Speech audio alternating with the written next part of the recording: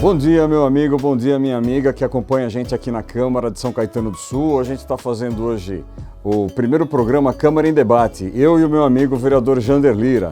Então a gente vai sentar aqui, nós vamos bater um papo rápido para que você conheça um pouco mais sobre a figura que é o vereador Jander Lira, né? O ser humano Jander Lira, o professor Jander Lira, para que você conheça um pouco mais também da TV Câmara. TV Câmara, que é uma iniciativa que a Câmara Municipal de São Caetano do Sul está fazendo exatamente para isso, para tentar levar a Câmara mais para você, para que você conheça o que a gente faz aqui, as nossas ações e tudo mais. Jander, obrigado, bom dia. Obrigado por você ter vindo aqui hoje bater um papo comigo. Bom dia, presidente Tite Campanella. É um prazer, bom dia àqueles que nos assistem, ou boa tarde ou boa noite, dependendo da hora que você estiver assistindo, né? Porque hoje as redes sociais gravam, você pode assistir fora do horário que está sendo filmado, gravado, né? Então, estamos aqui para discutir. É importante, a TV Câmara é uma ferramenta fundamental para fazer esse elo entre o vereador que representa a população e a própria população, para acompanhar o nosso trabalho. O Jander, para quem não conhece, é um dos vereadores mais combativos que a gente tem aqui na Câmara de São Caetano do Sul. Você está no segundo mandato, né, Jander? Segundo mandato. Foi secretário de Cultura, né, de 2012 a 2016. É professor do Alcina Dantas Feijão. Exatamente. Que mais? Isso aí. Tá bom, né? Já é bom. Bastante coisa, né? Não é pouca coisa, não. Paraibano. Paraibano. E torcedor do 13 de Campina Grande. 13 de Campina. E aqui em São Paulo você torce para quem? São Caetano. São Caetano. Fora o azulão. Muito, tá certo. Bela desculpa que você deu para não entrar em dividida. Tem que falar Palmeiras, Corinthians, São Paulo, Santos, tem que falar os grandes aí, não? Mas o São Caetano é grande. Para nós né? Para o torcedor sempre é grande. É como o filho que nunca cresce para o pai, né? Seu time sempre é grande. Pode ser pequeno, mas para o torcedor ele sempre vai ser grande. Ô Jander, quando é que veio esse despertar para a política? Quando é que você teve esse chamado aí? Desde pequeno, né? Minha família lá na Paraíba sempre participou da política. Meu pai, minha mãe, tios, primos. Então, eu vou dizer assim, eu nasci os dentes vendo campanha eleitoral, né? Então, aí a gente pega. Igual a você, né? Que também foi uma herança paterna, né? Seu pai desde jovem participou, seu irmão. Então, aí isso termina entranhando no sangue da gente, né? Como dizem lá no Nordeste, a política é como o coador de café, né? Depois que coou o primeiro café, não sai mais o cheiro. Então, depois da primeira eleição, o Jander é cheio dessas citações assim espirituais, é muito bom. A gente sempre aprende muito com ele, mesmo que a gente não concorde em nada, que geralmente a gente concorda muito pouco, mas a gente sempre aprende bastante. Ariano Suassuna é da Paraíba? Ariano Suassuna é da Paraíba. Aqui, ele é um dos homens mais inteligentes do Brasil. Ele jovem foi para Recife para estudar Direito na Faculdade de Direito do Recife. Aí lá ele ficou, virou professor e construiu a vida depois, já de adulto em Recife. Mas ele nasceu na Paraíba. Nasceu numa cidade chamada Taperoá, que fica na região do Cariri da Paraíba. Tem até um fato engraçado com ele, porque ele é filho do presidente João Suassuna, que naquela época chamava os governadores de presidente, né? E ele nasceu no Palácio, que naquela época, como aqui em São Paulo, o governador morava no Palácio. Então ele foi ser homenageado certa vez e ele estava sem paletó, ele não gostava de usar terno, né? Aí o guarda disse, o senhor não pode entrar aqui sem terno. Aí ele disse, mas eu já entrei nu, porque ele não tinha nascido no Palácio, agora sem terno, então ele tinha essas tiradas, Quem né? tiver oportunidade, dá no YouTube, aí tem algumas entrevistas do Ariano Suassuna, vale muito a pena se assistir. O homem, primeiro homem, segundo brasileiro e terceiro poeta. Tudo isso daí era um cara sensacional, vale muito a pena assistir. O que ele fala do Brasil, então, é uma coisa... Toda a nossa alma brasileira está concentrada no Ariano Suassuna, é muito bacana. Mas quando eu falei que a gente concorda muito pouco, não é assim não, a gente concorda com muita coisa assim, é que a gente eventualmente tem visões políticas um pouco diferentes, mas a gente convive muito bem, né, Jander? A gente se respeita muito, a gente trabalha muito, na verdade a gente trabalha muito para São Caetano do Sul. Agora vamos falar de São Caetano então, Jander, fala para mim, o que tem de mais em São Caetano? De mais? A população, né? É coisa boa. 160 mil moradores, né? Mas eu acho que São Caetano tem uma característica interessante. Ela é uma cidade muito, eu digo sempre isso, uma cidade muito generosa, né? Você vê que ela começou A história dela começa com os monges beneditinos, né, quando foi a Fazenda São Caetano, depois vem a italianada para cá, depois vem os espanhóis, por isso que a gente tem o bairro Barcelona, né? Depois veio os ucranianos, por isso que nós temos aqui duas igrejas, né, da comunidade ucraniana, que são os católicos, não católicos, né, são os cristãos ortodoxos, né? E depois chegou os nordestinos, né, para completar o caldo cultural da cidade. Então acho que São Caetano tem essa característica. E ela tem uma coisa também interessante. Ela, apesar de ser tão cosmopolita, mas ela ainda preserva, ela ainda tem resquícios de cidade interiorana, né? Todo mundo se conhece, se fala. Então, pelo tamanho da cidade, ela também, apesar de tudo isso, ela manteve essa característica desse equilíbrio, né, na nossa vizinhança aqui, a metrópole que é São Paulo. Então, eu acho que São Caetano tem essa coisa interessante de se conhecer como os vizinhos, né? Apesar de ter tido um movimento, você sabe, muito grande nos últimos anos da verticalização, né? Houve uma mudança na qualidade da população da cidade, né, na composição da cidade, nesse quesito, mas ainda mantém essa característica. É verdade. Acho que a grande vantagem que a gente tem de fazer política é isso, de você primeiro andar muito pela cidade. E às vezes a gente conhece um cantinho ou outro que você fala, pô, não é possível que isso aqui é São Caetano, né? Eu digo ali, quando você vai ali perto da Avenida Goiás, atrás do Corpo de Bombeiro, ali no final da GM, você tem umas vilinhas do pessoal que fica ao lado da Estrada de Ferro. É muito engraçado, aquilo lá nem parece São Caetano, rua de terra. De terra, É engraçado. Você vê, por exemplo, uma coisa que eu descobri quando é secretário de Cultura, São Caetano tem a festa do Divino aqui, né? Eu não sabia. Então, coisa de cidade interiorana, né? Que talvez outras cidades aqui não tenham. Mas... E além da gente conhecer muito mais São Caetano, quando a gente faz política, a gente está na lida aí diária, a gente convive muito com a população. E é um relacionamento muito rico, né, Jânio? É muito gostoso isso daí, de você estar conversando com pessoas novas, pessoas diferentes, pessoas que estão aqui há 80 anos, pessoas que chegaram há pouco tempo, né? E você falou bem, né, dessa miscigenação que nós temos de povos aqui em São Caetano. É esse caldo que fez a cidade ser o que ela efetivamente é hoje. Então eu te perguntei o que São Caetano tem muito, e você falou da população, e realmente é um ponto interessante. Agora eu te pergunto, por outro lado, o que São Caetano tem pouco, que precisa ter mais? Eu acho que a cidade precisa avançar em umas questões que me deixam muito preocupado. É mais segurança.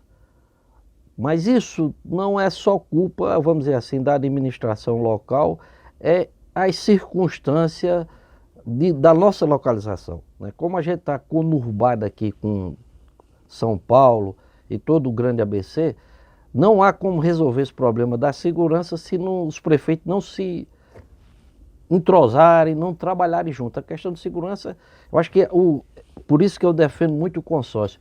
Os prefeitos precisam se conversarem e ter propostas regionais. Eu não acredito que a gente consiga resolver o problema da segurança só olhando para o nosso município. Tem que juntar todos os prefeitos, inclusive o prefeito da capital, para olhar com essa situação.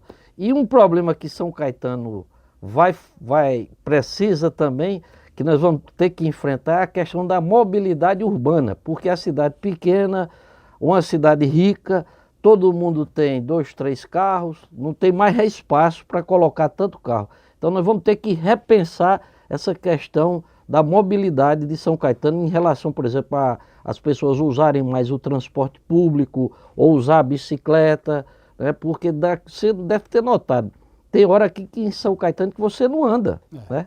Então eu acho que essas duas situações que nós temos eu acho que vão ser as duas questões que vai exigir do próximo prefeito, né? Quiçá você volte, né? Para a gente resolver essa situação. Esses são os desafios. O Jander citou aqui o consórcio dos prefeitos, consórcio intermunicipal dos prefeitos do Grande ABC. É um consórcio em que tem os 7 prefeitos das 7 cidades da região, um clube dos prefeitos em que eles se debatem ali, trocam ideias, sugestões em termos regionais, inclusive com um representante do governo do estado e o assento também do prefeito de São Paulo, da capital. e a gente saiu, a gente voltou, né? Ainda tem essa discussão. O consórcio ele tem que ser um pouco mais ativo também nessas questões regionais, né, Jander? O que você acha? Com certeza, porque, por exemplo, é simples. Você atravessa uma rua, está em São Bernardo, você atravessa outra rua, está em São Paulo, outra rua está em Santo André. Então, vamos ali na entrada, ali no Rua de Ramos, né?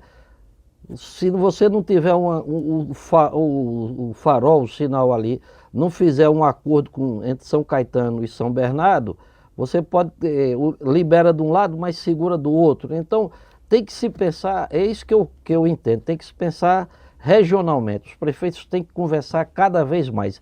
Eu não vejo outra saída para vários problemas da cidade, é isso. Agora, a gente sempre teve assim uma sensação, eu acho que o sul são-caetanense, ele sempre se achou mais pertencente à região metropolitana da capital do que mais pertencente à região do Grande ABC. Você acha isso também, Jander? Você vê que isso vem mudando?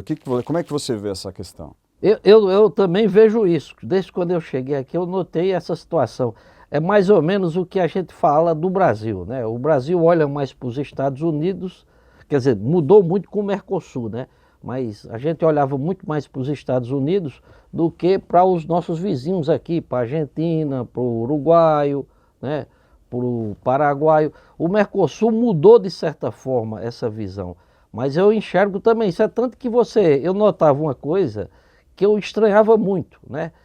Por exemplo, o pessoal aqui um pouco mais com condições financeiras de comprar em São Paulo, né? De consumir em São Paulo. Enquanto eu noto que isso ainda continua, por exemplo, as pessoas aqui da Vila Palmares, aqui da Zona Leste, vi consumir em São Caetano. Então, eu acho que a cidade também tem uma espécie do que a gente chama, aquele sentimento de se autovalorizar mais, né? De se olhar para si. Então, acho que as pessoas precisam investir no seu comércio local e comprar aqui também, porque isso é importante, gera emprego, gera renda. Então, acho que as pessoas de maior poder aquisitivo têm que também ter essa responsabilidade, começar a consumir numa cidade que a gente tem tudo aqui, né? Com esse shopping aqui de alta qualidade, a cidade oferece tudo. Então, que viver a cidade. Não era comum, né? Eu lembro que quando eu era mais jovem, se quisesse jantar em São Caetano, você só tinha o Piola de opção, não tinha outro lugar. Não tinha, né? Não tinha. Hoje não, você tem uma grande oferta aí. A gente está cada vez com mais e melhores restaurantes aqui, não só no shopping, mas espalhados por toda a cidade, lá na Vila Paula. Você tem a pizza, umas pizzas, São Caetano tem uma coisa interessante, por exemplo, as pizzarias, todas familiares e de ótima qualidade, muito melhor do que muita pizzaria lá de São Paulo. Então, uma questão da característica, talvez pela descendência italiana, né? E são pizzas familiares de muita boa qualidade. Então, as pessoas, eu acho que a gente precisa incentivar mais o cidadão, talvez porque uma coisa é que muita gente mora aqui, mas trabalha em São Paulo, aí termina criando um vínculo mais fora, né, da cidade. Essa característica do ABC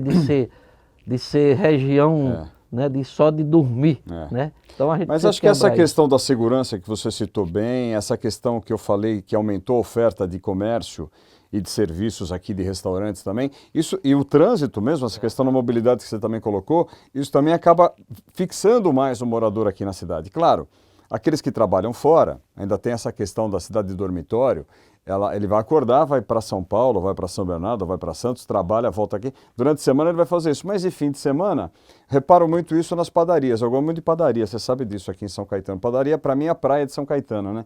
Eu vou nas padarias. Durante a semana, você conhece sempre o pessoal que está na padaria. Cumprimenta um, cumprimenta outro. Mesmo que você não conheça o nome e tudo mais, você vê ele sempre lá. De final de semana, é um público diferente.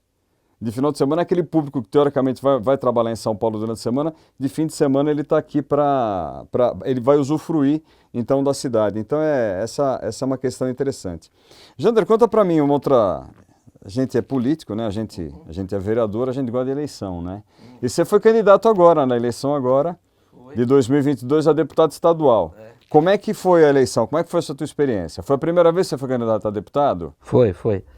Eu gosto sempre de dizer o seguinte, tem uma frase de um político lá da minha terra que diz assim: político que não disputa eleição, time que não joga não tem torcida, político que não disputa eleição não tem voto. Então a gente tem que estar sempre na disputa, por quê? Porque a eleição é o momento de você apresentar suas ideias, suas propostas, para que a população tenha possibilidade de escolha. Porque a democracia, um dos pilares da democracia, além da liberdade de expressão, além da mudança, né, de trocar os que estão no poder, é também a liberdade do voto, de você ter opções. Então eu coloquei exatamente isso, que minha proposta básica foi essa, o ABC tem um grave problema que nós tivemos nessa eleição agora, que vem da eleição passada, que é certas famílias, né, estabelecer de tomar o poder e passar de pai para filho. É marido votando em mulher, né, é pai elegendo filho. Eu acho isso um retrocesso do ponto de vista político e de avanço para a nossa região. Por isso que eu coloquei a minha candidatura como um contraponto, como uma opção dentro da região, que é importante que nós tenhamos representante no ABC, mas que não seja por ser filho de prefeito, nem esposo, nem esposa de prefeito. Infelizmente, a votação não foi o que eu esperava, mas dentro das circunstâncias, pelo menos, eu abri essa discussão, eu construí esse debate. Quiçá nas próximas a gente consiga avançar mais nesse sentido. Ô, Jander, dentro dessa lógica que você está colocando, o que você pensa sobre o voto distrital? Talvez seja a hora de a gente começar a discutir isso aí, né? Do voto distrital. Porque o que acontece com o voto distrital, como é que o munícipe entender? Você vai dividir a região em distrito, você vai ter apenas um candidato por partido, em vez dessa miscelânea de candidatos. Então você vai ter um representante a nível federal, a nível estadual, daquela região. Hoje, como acontece com o voto proporcional, que aconteceu, não sei se você viu esse dado, dos 513 deputados que foram eleitos, apenas 10 tiraram votação suficiente para entrar. Os demais dependeram da votação dos outros. Veja você, por exemplo, o caso aqui, nós tivemos aqui no partido do PL, do presidente, nós tivemos 2 deputados, a deputada lá tirou 700 votos e o filho dele tirou também 700. Isso dá por volta de 1.400 votos.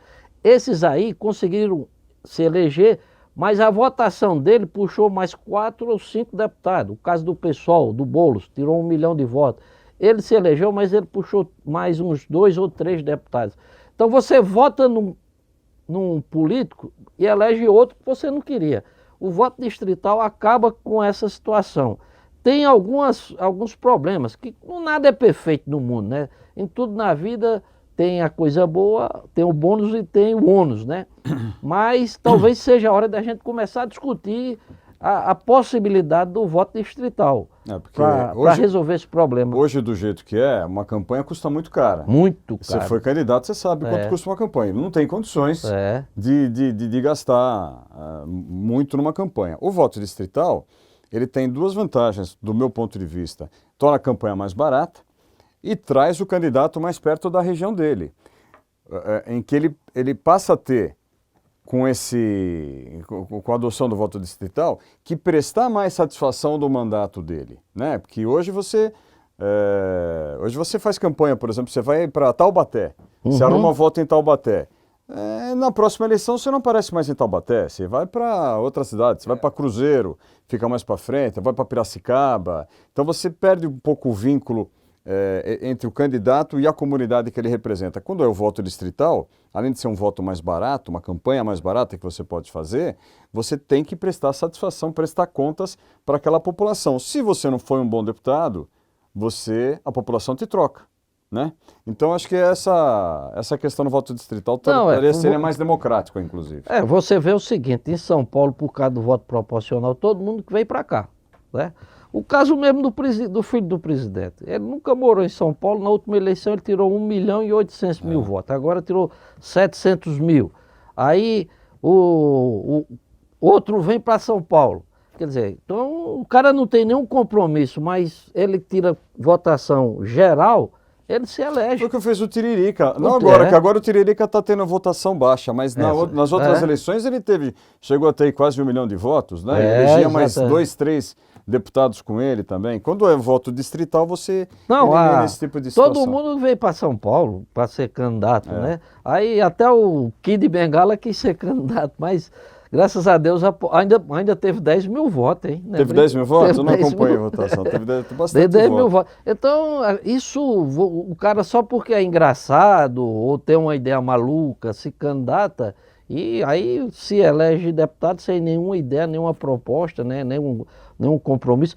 Claro que o voto distrital tem seus problemas, não vamos dizer que não tem, né? Que ele é aplicado, que eu lembro agora, na Inglaterra e nos Estados Unidos. Porque, por exemplo, a questão, os deputados terminam também ficando muito presos à questão local, né? E esquece um pouco a questão mais macro, mais nacional. Mas é isso aí, mas você elimina essas outras possibilidades. Pelo menos vamos abrir a discussão, né? Eu acho que é importante isso, é discutir sempre. Ô Jander, voltando para a questão local, aqui uma pauta que você briga bastante, que eu acompanho sempre com você, e já andamos juntos em algumas situações também, é com a questão da moradia. É. O que você defendeu? Qual foi a pauta que você defendeu nessa campanha aí para deputado? O que você gostaria de transformar, de criar, de melhorar essa questão do acesso da população à casa própria? Como é que você vê isso daí? Eu acho que a gente pode usar, inclusive, medidas da iniciativa privada. Você vê o seguinte, o que é que acontece, você tem um terreno, acho que todo mundo conhece essa prática, você tem um terreno, aí o construtor chega e diz, vem cá, eu passo esse terreno para mim que eu vou te dar aí 2 apartamentos pelo esse terreno, eu vou construir o prédio e 2 apartamentos, acontece muito isso, né? Eu acho que a gente podia usar isso para acabar com os cortiços da cidade. Chegar para o dono do cortiço, né?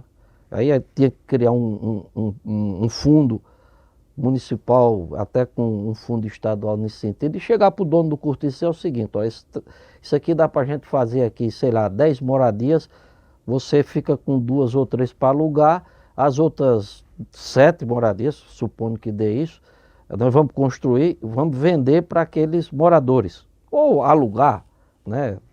A própria prefeitura, uma política desse tipo. Eu acho que seria uma política interessante, ou seja, usar a ideia da iniciativa privada pelo poder público, certo? Porque aí você não precisava comprar o terreno, né? Você poderia usar da mesma situação que é para resolver esse problema. E nós temos até um caso aqui na cidade, né? Você que participou bem, que foi dos moradores do Ditiene, né? Os moradores do Ditiene, todo mundo sabe ali, teve um problema de desabamento. Você tomou a iniciativa, né? Você desapropriou o terreno ali na fundação, na Prosperidade.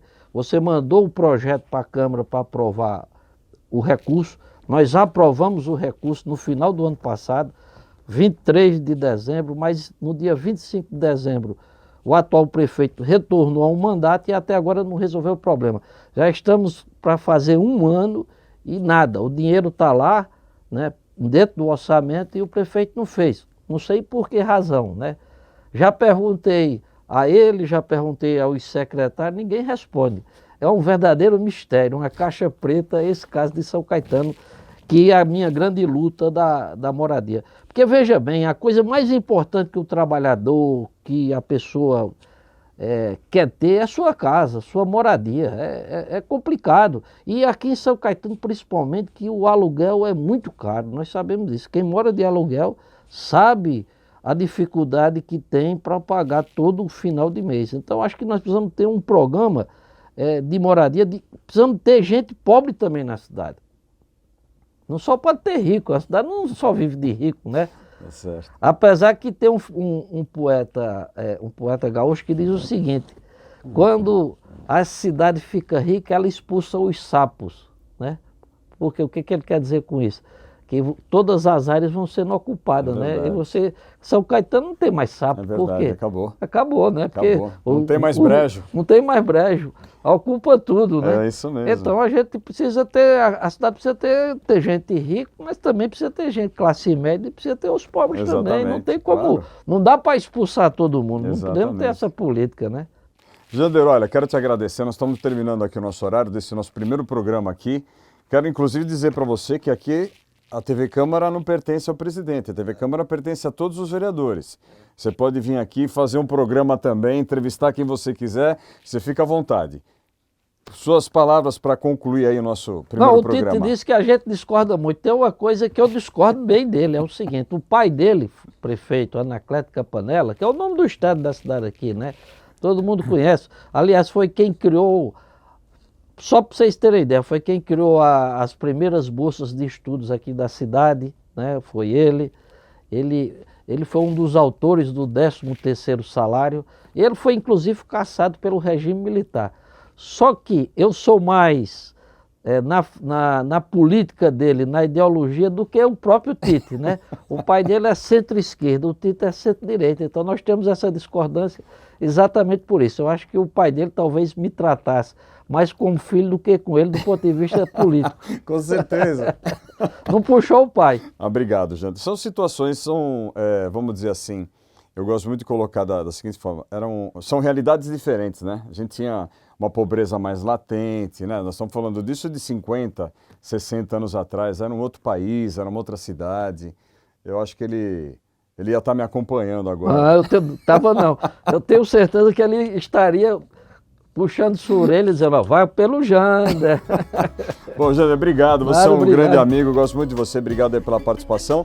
Nós começamos a falar da Paraíba, do Adriano Suassuna, esqueci de citar a principal obra dele, que é o Alto da Compadecida. O Alto da Compadecida. Vale muito a pena. Tem vídeo, tem no YouTube, tem livro. Que na verdade é uma peça de teatro, né? Uma peça de teatro. Que ele escreveu nos anos 50, né? Depois o filho de Arraes fez o filme. Guel Arraes fez o filme, fez seriado. Né? Neto de Arraes. Não, é filho. Eu acho que é filho, viu? Filho ou neto? Eu acho que Guel é filho de Miguel Arraes, é um dos mais jovens. João Grilo, né? Grande personagem, João Grilo. Que a verdade é o seguinte, é aquela história do pobre que tem que se virar, né? A malandragem do pobre. O brasileiro, né? O brasileiro tem que se virar, né? Obrigado, Jander. Obrigado, pessoal. Obrigado para a equipe técnica aqui. Obrigado você que está assistindo a gente aí. Um abraço. Permanece conectado aí no nosso canal que vai ter novas e maiores, melhores entrevistas que essa aqui. Obrigadão, um abraço.